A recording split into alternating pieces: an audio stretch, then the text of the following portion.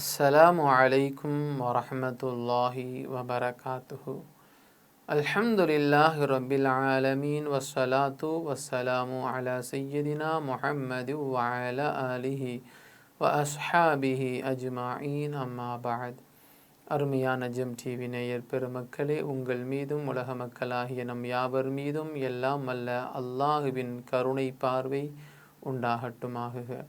அருமையான நேயர் பெருமக்களே, இஸ்லாமிய நற்போதனைகளில் இன்றைய தினம் நாம் பார்க்கவிருப்பது கை மாறினாலும் கூலி மாறாது, அதன் தொடர் இரண்டாவது.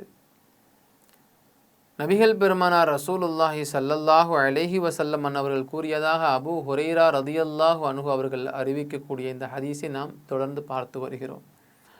ஒரு செல்வந்தர் தான் வைத்திருக்கக்கூடிய தர்மத்தை ஒரு பிரயோஜனமான தேவையுள்ள ஒரு மனிதருக்கு அதை கொடுக்க வேண்டும் என்கிற ஆசையிலே, அதுவும் குறிப்பாக யாருக்கும் தெரியாமல் இரவு நேரத்திலே அதை கொடுக்க வேண்டும் என்கிற நல்ல எண்ணத்தோடு அவர் வருகிறார்.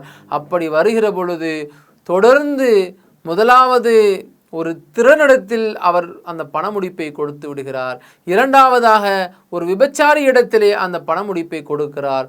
மூன்றாவதாக ஒரு வசதியான பணத்தின் மீது பேராசை கொண்ட ஒரு மனிதரிடத்திலே கொடுத்து விடுகிறார். நாம் 3 நாளும் ஒரு நல்ல மனிதரிடத்தில் கொடுக்க வேண்டும் என்கிற ஆசையோடு நாம் அந்த பணமுடிப்பை எடுத்து சென்றோம். ஆனால் இப்பேற்பட்ட ஒரு நிலையை நாம் செய்து விட்டோமே என்கிற வருத்தத்திலே அவர் கொஞ்சம் சோர்வாக அமர்ந்திருக்கிறார். அப்படி அமர்ந்திருக்கிற பொழுது அவர் இறைவனிடத்திலே பிரார்த்தனை செய்கிறார். இறைவா, நான் நல்ல எண்ணத்திலே நல்ல மனிதருக்கு போய் சேர வேண்டும் என்பதற்காக வேண்டி அதை எடுத்துக்கொண்டு இரவு நேரத்தில் நான் தர்மம் செய்தேன். ஆனால் நிலை இப்படி ஆகிவிட்டன. உனக்கே எல்லா புகழும், நீ என்ன நாடுகிறாயோ அதுவே நடக்கட்டும் என்று அல்லாஹ்விடத்தில் அவர் பொறுப்பு சாட்டி விட்டார். அந்த நேரத்தில் அவருடைய நண்பர் ஒருவர் வந்து போய் அவரிடத்தில் பேசுகிறார். அப்படி பேசுகிற பொழுது நடந்த நிகழ்வை இவர் கூறுகிறார். அப்படி அந்த கூறுகிற சமயத்தில் வந்த மனிதர் சொல்வார், அருமை சகோதரா, நீ செய்த காரியம் நல்லதுதான். ஏன் தெரியுமா? நீ இரவு நேரத்தில் முதலாவதாக கொண்டு போய் கொடுத்த அந்த பண முடிப்பை ஒரு திருடனிடத்தில் கொடுத்து விட்டாய். அந்த திருடன் இப்பொழுது திருந்துவதற்கு வாய்ப்பாக இது இருக்கிறது. நீ கொடுத்த தர்மம் இருக்கிறது, அதை அவன் பெற்றுக்கொண்டு திருடாமல் எந்த விதமான முயற்சியும் செய்யாமல் வழியே போய் நீ கொடுத்த அந்த பணமுடிப்பை வாங்கி இருக்கிறானே, அந்த திருடன் கொஞ்சம் யோசித்து உன்னுடைய தர்மத்தை கொண்டு திருந்தலாம் அல்லவா, அது உனக்கு நன்மையை தரும் அல்லவா என்று சொன்ன உடனே ஒரு கொஞ்சம் ஆம், அந்த திருடன் திருந்தினால் நன்மையானதாக இருக்கும் என்று ஒரு ஆறுதல் பெறுகிறார்.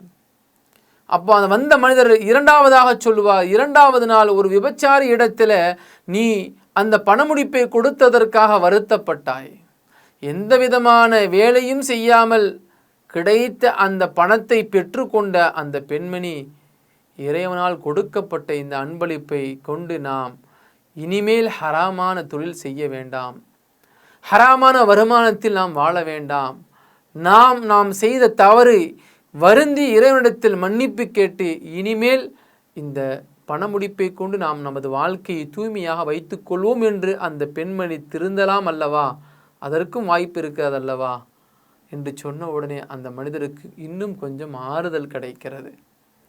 மூன்றாவதாக, நான் ஒரு வசதி படைத்த செல்வந்தனிடத்தில் என்னுடைய பணமுடிப்பை கொடுத்து விட்டேனே என்று சொன்ன பொழுது வந்த மனிதர் சொல்லுவார், அன்பு சகோதரா, நீ ஒரு பேராசையுள்ள பணத்தின் மீது மோகம் கொண்ட ஒரு மனிதரிடத்தில் நீ கொடுத்திருக்கிறாய்.